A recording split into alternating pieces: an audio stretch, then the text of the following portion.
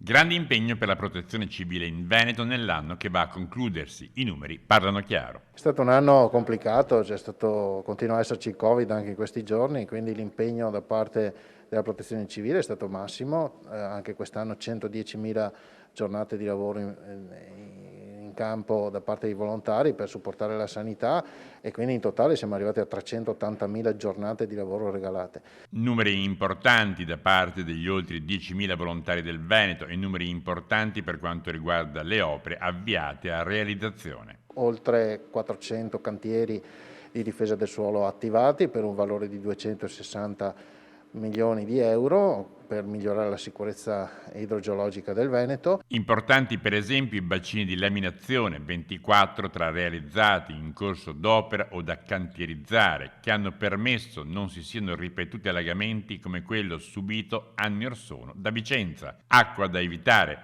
ma anche da difendere, come nel caso dei laghi di montagna che vanno tutelati mantenendone il livello. Abbiamo evitato i problemi che ci sarebbero stati o che avrebbero potuto esserci con l'applicazione del cosiddetto deflusso ecologico dal 1 gennaio 2022 grazie a un accordo con l'autorità di bacino e quindi col Ministero che ci consente di attuare l'applicazione del deflusso ecologico in maniera graduale e verificando anche gli effetti collaterali che questa applicazione potrebbe avere. E poi la qualità dell'aria piuttosto che lo smaltimento rifiuti, con l'obiettivo concreto di eliminare entro il 2030 le discariche.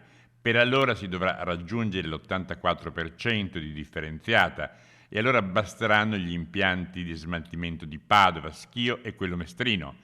Il Veneto oggi raggiunge il 76%, basterebbe che città come Verona e Padova, che invece sono sotto la media regionale, facessero uno scatto in avanti. Ora non resta da sperare che l'anno che arriva dica cose diverse da quello che va a concludersi.